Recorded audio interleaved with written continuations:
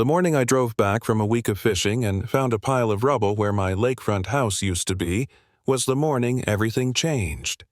I didn't scream. I didn't run. I sat on the hood of my truck, opened a can of root beer, and watched the crater in the grass like a man watching a bad movie he couldn't pause.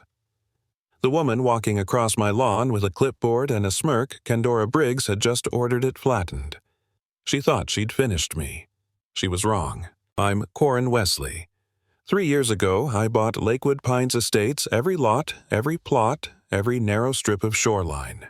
I didn't want the headaches of running a neighborhood, so I let a homeowners association handle the petty rules, the trash schedule, the monthly nags about mailbox colors. I thought convenience would cost me nothing but a few politely worded emails. I was wrong about that, too. Kendora ran the HOA like it was a kingdom, and she was Queen Regent. She wore shoulder pads like armor and a face like a justice of minor inconveniences.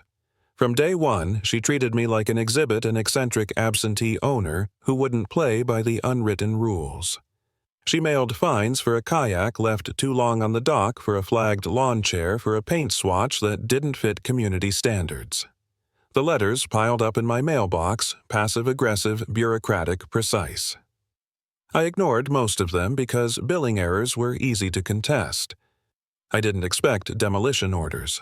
She stood in the dust, clipboard in hand, like a conductor who'd just finished a performance. "Corin," she said, very calm, as if we were discussing a missing trash can, "we've been trying to reach you, per Section 5. Subsection C. Your property was delinquent in HOA dues and the board authorized reclamation and disposal." She said disposal like it was laundry. I looked at the remnant of a porch charred beams, a couch skeleton, and asked, "Who signed the demolition?" She smiled. I did, as acting treasurer and president. Her voice had that flat pride of someone who confuses procedure with morality. I pulled a deed from my back pocket and let the paper hang between us.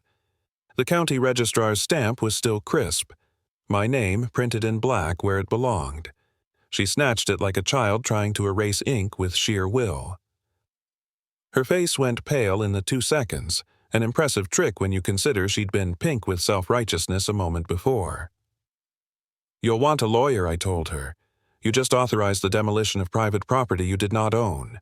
She turned and walked away before she said anything useful. For an hour, I sat in my truck and let the adrenaline cool into clear thinking. I called the sheriff, the county assessor, and a contractor who owed me a favor bigger than the hole in my yard. Deputy Carson showed up with gravel crunching under his boots, and he did the thing cops do first: look, listen, take notes. The footage from the dock camera and the west tree line told the story. A crew, a truck, Kendora's figure giving directions. No court order, no permit, no licensed contractor on file. Just a woman with a clipboard and enough arrogance to pay cash. Margaret Tilling, Kendora's vice president with pearls and an air like it was still 1985, arrived next. "You owe this community an explanation," she snapped. She had the zeal of someone who'd swallowed the HOA rulebook whole. I told her straight, "You can fine. You can restrict amenities, you can threaten to ban people from the community garden, but you cannot seize and physically destroy private property." She replied with the kind of clause lawyers write long after common sense leaves the room. "Our bylaws allow us to reclaim delinquent lots." "You reclaimed a house that isn't yours," I said, "and you used physical force to do it." She left, convinced we were having a debate about punctuation. By dusk, I had more than outrage. I had documents. Lindell at the assessor's office pulled the plat maps and ran his finger across the paper until he found my name stamped across every residential parcel, including the one Kendora called home. I walked the county lines with that plat in my hand like a man showing a map of a town he once owned to a mob that didn't believe geography. The truth was quiet and indisputable.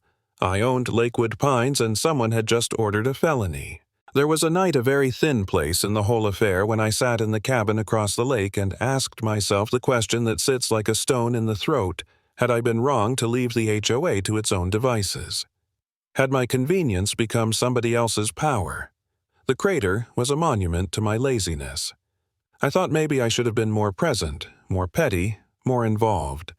Maybe I'd missed a detail. The thought was poisonous and close. For a few hours, I nearly let the heat of shame convince me to walk away.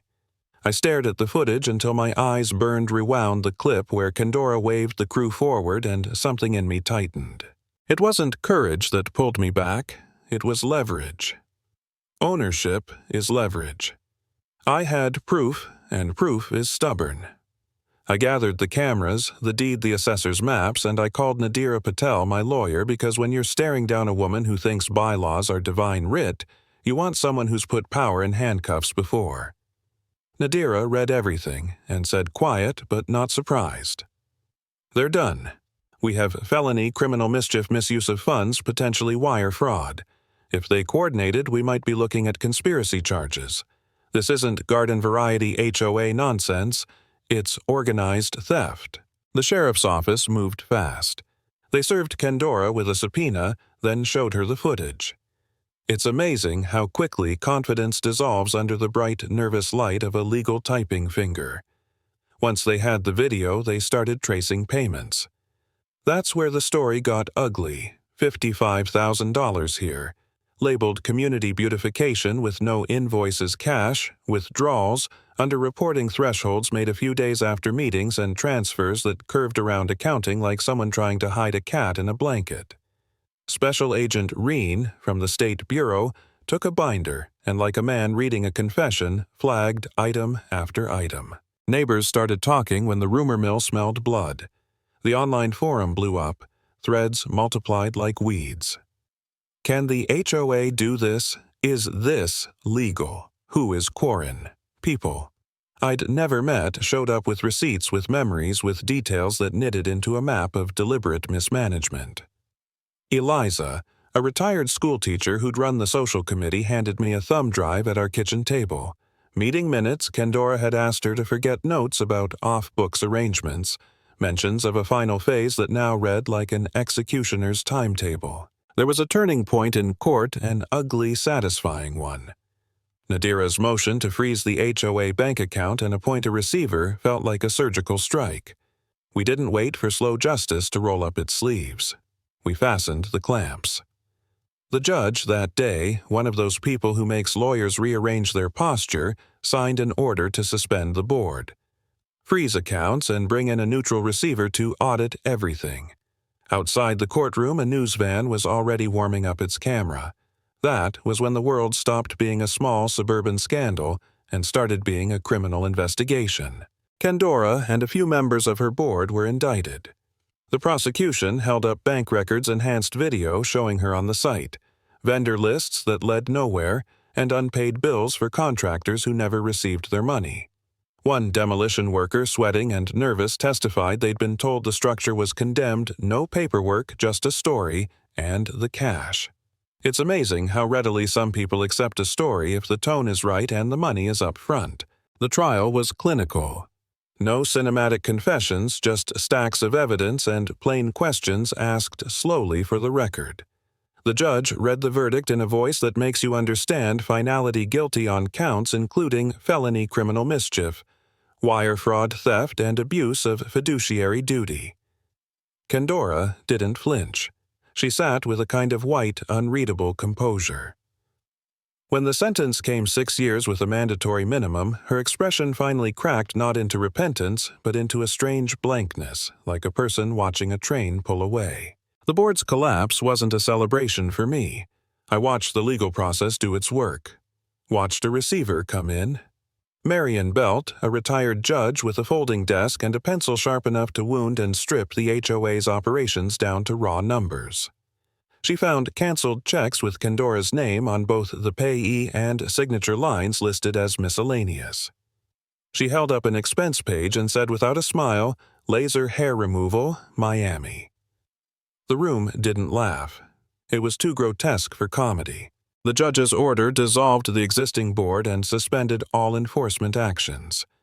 Subpoenas landed like cold mail on porches. People who had once nodded along with Kendora's petty reign found themselves explaining invoices and awkward meetings. The legal machinery didn't fix the hole in my yard, but it took the mechanism of power away from the hands that had abused it. That I decided was enough for now was, I stood at the edge of the crater the day the injunction held, looked across at the lake where the sun cut the water into diamonds, and understood the odd relief of a fight that's been carried out to its conclusion. Justice came as paper and orders, and the dull clunk of a gavel not as applause. Candora's power, which had felt so absolute, dissolved under scrutiny.